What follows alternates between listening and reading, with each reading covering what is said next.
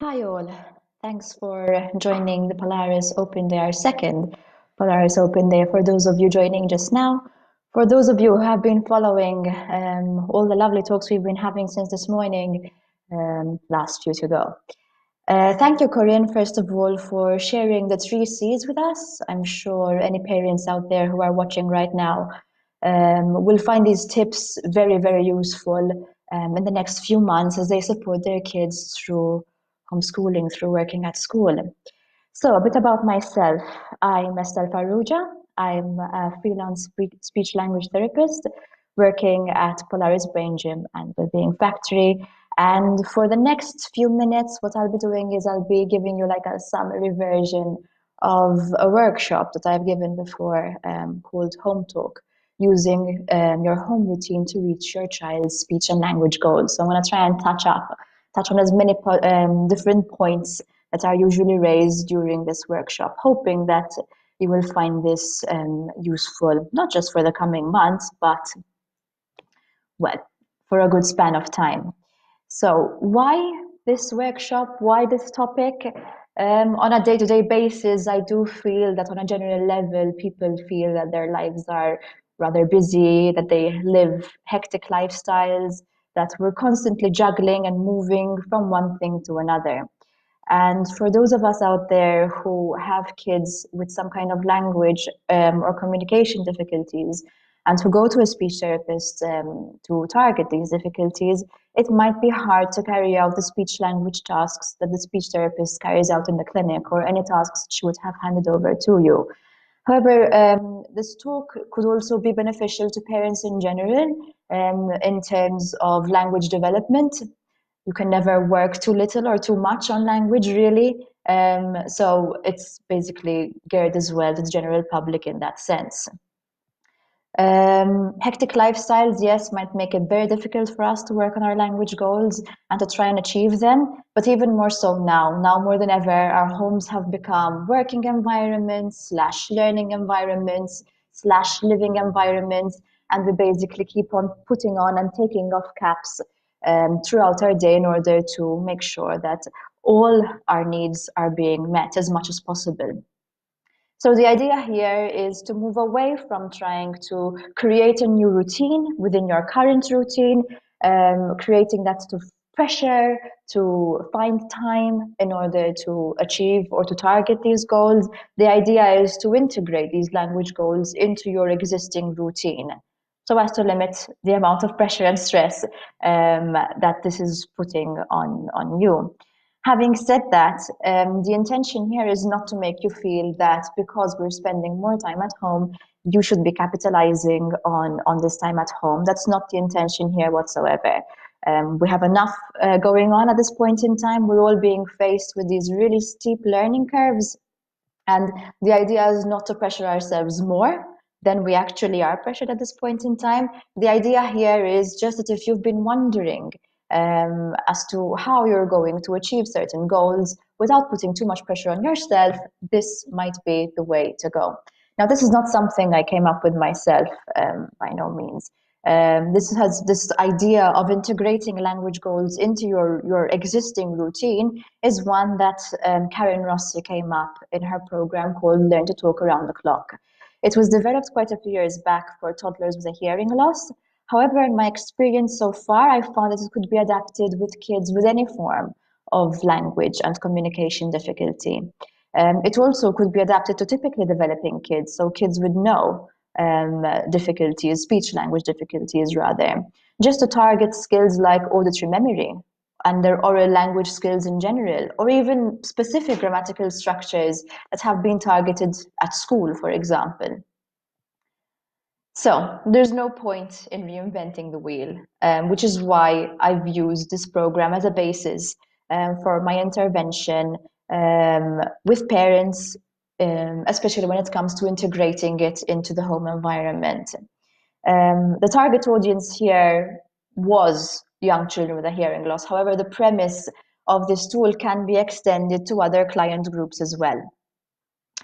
So, what she first did was that she developed 8 language signature behaviors. So basically, she developed this trajectory of skills that are developed in sequence in typically developing kids. And I'm just going to go through them just so you know basically what they are, but I'll breeze through them basically. So the first one is positioning your child for easier interactions and communication. More often than not, I find that this is sort of underestimated, especially with our kids with auditory processing difficulties, not just those with a hearing loss.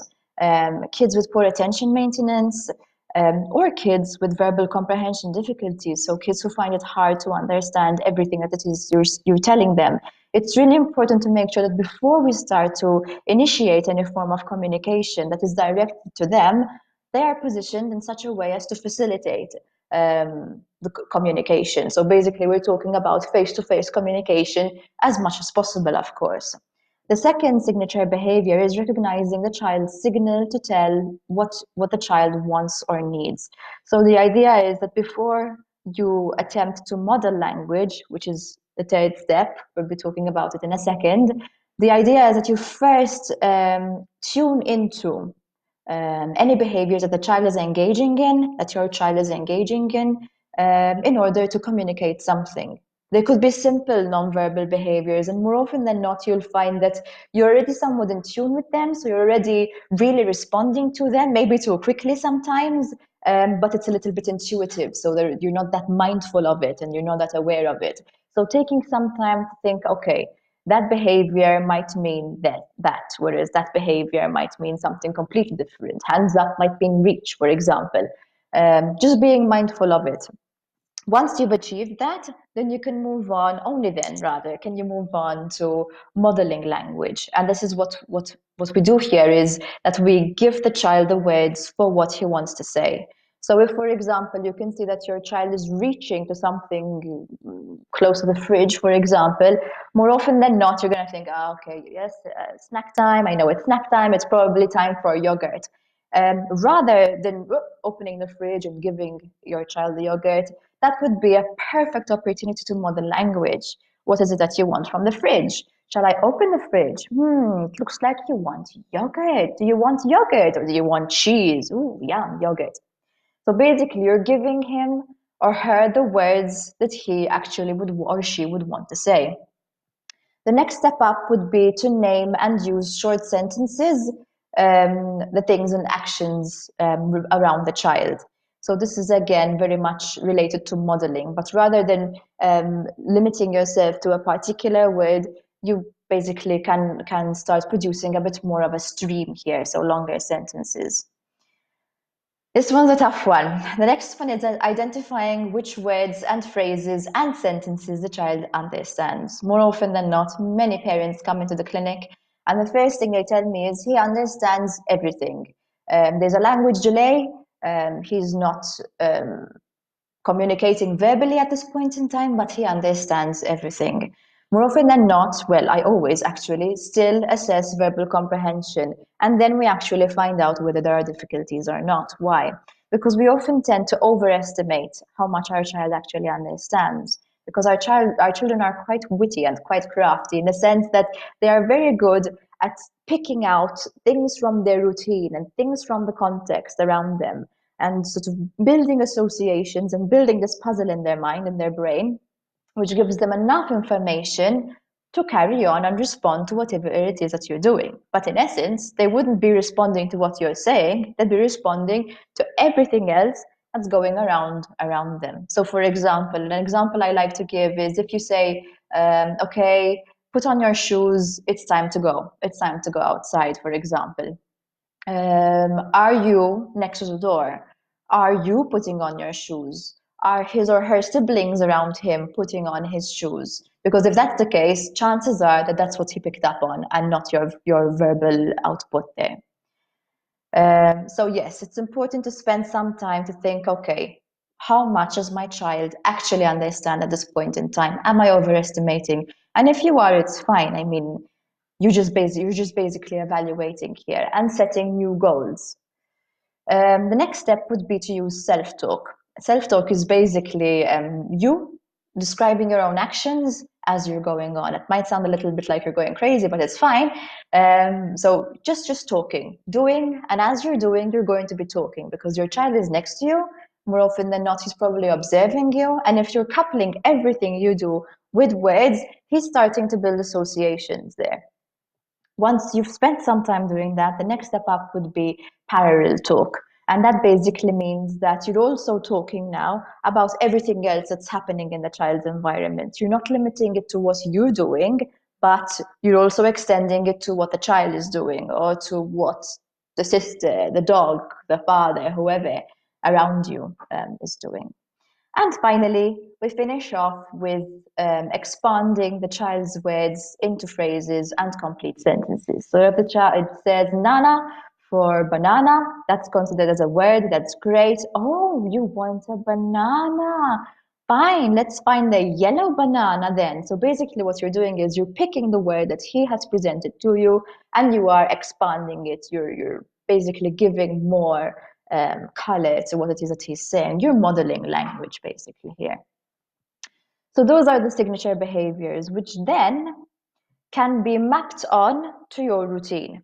Now, you need not always start from the beginning. You need not always start from positioning your child correctly for communication. You may find as well that, for example, in certain contexts, you would need to work on modeling language, for example, but in certain contexts, you really need to go back to face-to-face communication. So you might see it's rather dynamic. The way you go through the program is rather dynamic and it's very, very individualistic.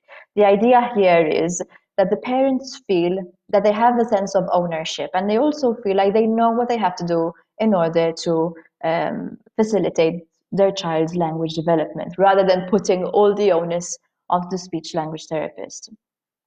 Now, the routines that Karen Rossi covers in her program are mealtime, getting dressed, little helper, so cleaning and chores, on the go, which basically includes car rides, which could be quite useful at this point in time, in the garden, if you have the luxury of a garden, in the kitchen, so preparing for meal times or snacks or whatever. Celebrations, sometimes I have some clients who would have a birthday coming up or their sibling would have a birthday coming up, and we would include this in their goals. Outdoor play, playtime, bath time, and bedtime. Now, you wouldn't choose to target goals across each and every routine because it could be too much. You would choose a few routines. As I said, this is highly individualistic. It can either be, your choice can be either needs-based, so I feel that, I don't know, there are a lot of tantrums around bedtime, and maybe I should see what it is that I need to target around that routine. Or you might feel like, you know what, bath time is the best time of the day for my child. He absolutely loves it. I know that I will have his attention there. That's when I'm going to target whatever goal I'm working on. So, moving on to how we're going to match these goals to the routine. Now, what I'm going to do here, basically because I'm tight for time, is haphazardly find a routine and match it to a signature behavior and present how you might go about it. But the idea, like I said, is that a program is developed specifically for your family if you were to follow this particular program. So let's say we're going to take mealtime and we're going to talk about positioning the child for easier interaction. So what you would be encouraged to do is basically to place yourself at eye level with your child. You could either be opposite your child or else you could be at 45 degrees. Next to your child is never a good idea because if I am focusing on whatever it is that's in front of me, it's going to be, there's too much. There's going to be too much movement involved. Whereas if you're right opposite or at 45 degrees, face-to-face communication is going to, face-to-face interaction is going to happen a little bit more organically. I like 45 degrees particularly because sometimes if I'm opposite someone and there's like a table in front of me, I won't be able to physically manipulate as much as I would need to, physically prompt as much as I would need to. Whereas if I'm at 45 degrees, I have the best of both worlds. There's face-to-face interaction, and I also can be very close to the child. Very often taken for granted. When I say this, people are nodding, but in actual fact, it's hard to achieve sometimes. And what I'm talking about here is minimizing distractions. So the idea is that you've set out the time, you're gonna be focusing on this particular goal during mealtime. You've chosen this time, try and limit the distractions during that time. And distractions might include TV being on, any clutter you might have in your kitchen, very, very normal. I'm not saying here that you're going to have to impose on other people to switch off the TV, especially in this time where everybody is in each other's space, but or that you have to clean up before going in and doing your little session. But what I'm saying here is that you could just easily reposition the child, either make sure the child has his back towards the TV, so the TV is not going to be a distraction, or if there's a lot of clutter in the kitchen, then back towards your cluttered counter. So basically, it's just about being a little bit more flexible and being a little bit more creative at that particular point in time. And for the next few minutes, you're going to be giving your child your full and undivided attention as much as possible, of course. We have to be realistic. Across the plan, the same thing that Karen Rossi keeps repeating, and I've found it to be very, very important, is pre-planning. So plan ahead. So if you're going to be working on preparing a snack time together, preparing a snack together, plan ahead. What usually helps when I carry out these sessions is I put everything on a tray, and the tray is right next to me, so I don't have to get up and down and open the drawer and open the cupboard and whatever. But everything's right next to me on the tray. And even more importantly, if suddenly everything starts to become really interesting and your child is trying to reach over you and trying to get the stuff out of the tray, then you can very easily pick the tray up, put it out of reach and possibly out of sight, and continue. Sometimes just underneath you does the trick. So you would have to plan ahead a little bit for this to work. And at this point in time, it's really important not to over-prompt and not to overload this time that you have with your child. So if you're focusing on positioning your child for easier interaction, make that your only focus. That's it. That's all you want to achieve out of that. If we're going to move on to, for example, the second signature behavior, which is recognizing your child's signals, I don't know, we could use getting dressed. So like I said earlier, this is all about tuning in to what your child is saying, non-verbally, or maybe with a few sounds. So the idea here is that rather than responding very promptly to your child's physical cue, by responding promptly, what I mean is rather than giving your child what it is that he wants right away, intuitively almost, think about what kind of response is best to give at that point in time. And the only way you're going to do that is if beforehand you would have spent time recognizing these behaviors, recognizing the actions your child is doing in order to communicate something.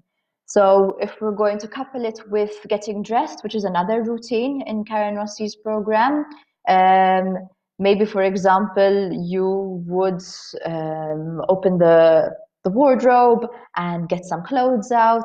And basically here you're just observing. You're observing what your child is doing. And as he's getting dressed or as you're helping him get dressed, again, you're observing what your child is doing and what it could possibly mean. You might figure out that, every time I put on t-shirts that go in over his head rather than shirts, I'm getting a little bit of a complaint there. I'm getting, I don't know, whatever it is. You start to realize, you start to pick up on these patterns. And those are the patterns you're going to have to work on later on.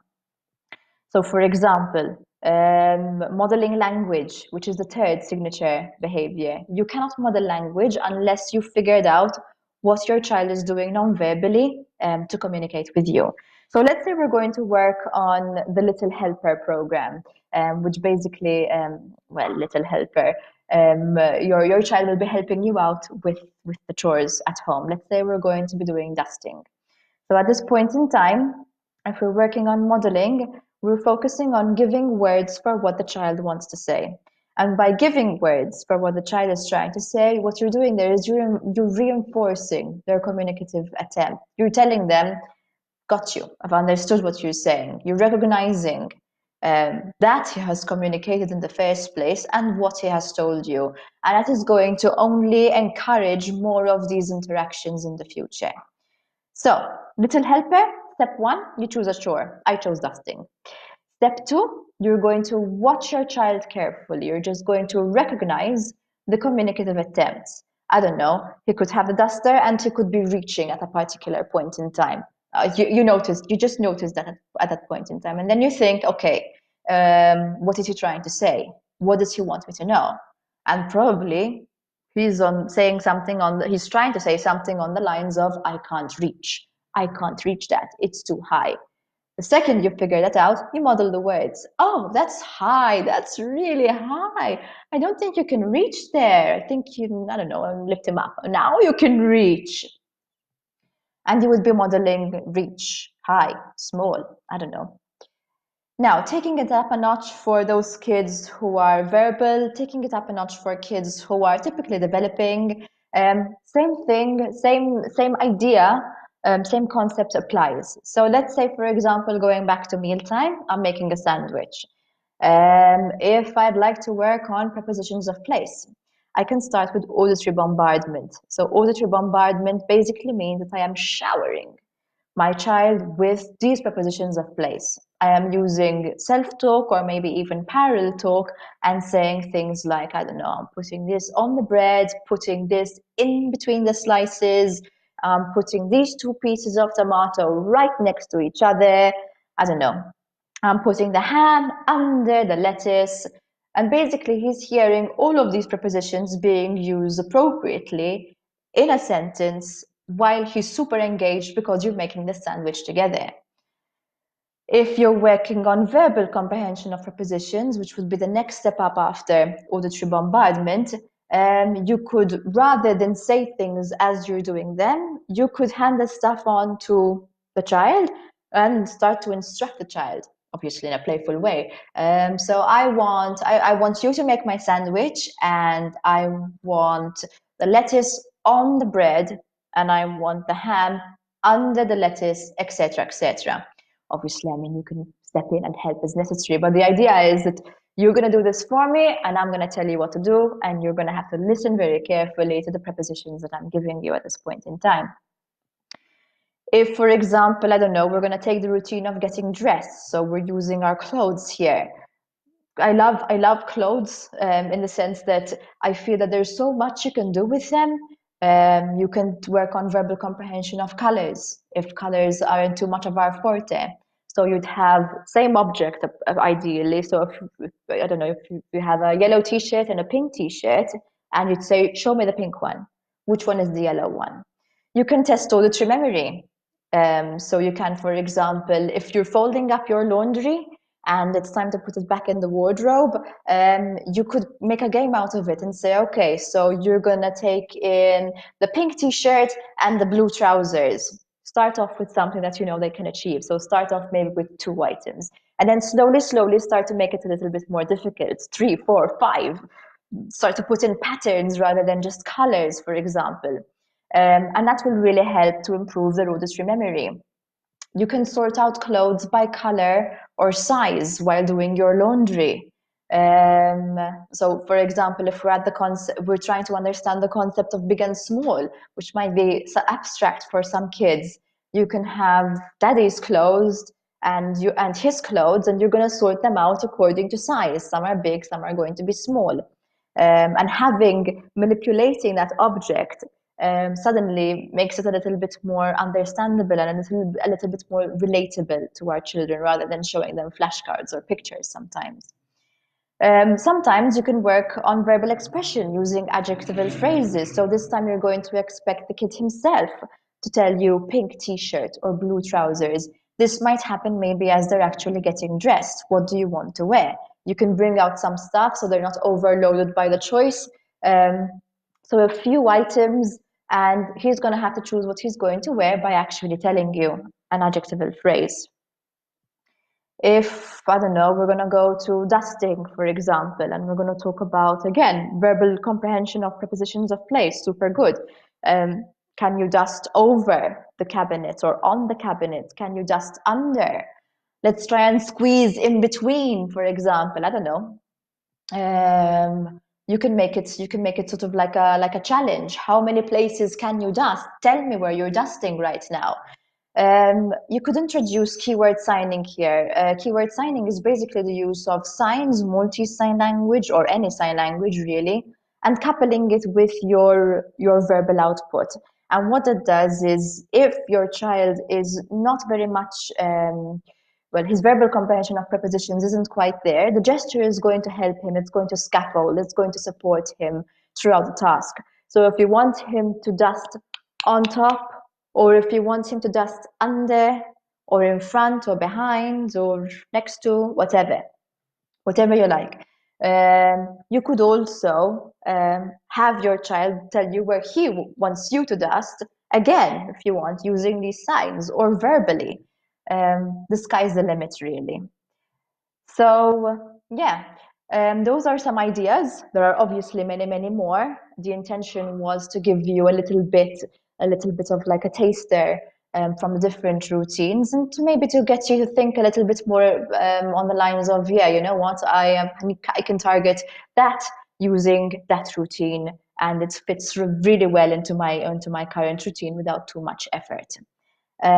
Feel free to post any comments or any questions that you might have on our Facebook page, and we'll be sure to reply to them, especially if you have any questions. Feel free. We'll be very happy to help you out over there. So thank you for watching the video. I hope that you enjoyed it.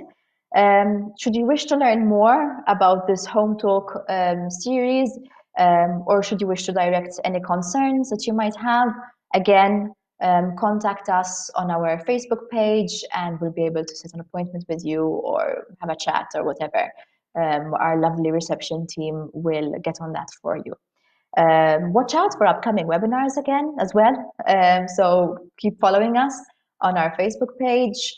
And last but not least, we would like to tell you that we welcome any donations that might help Polaris stay afloat during these difficult times. Like our Polaris page and enjoy the talks coming up. Take care.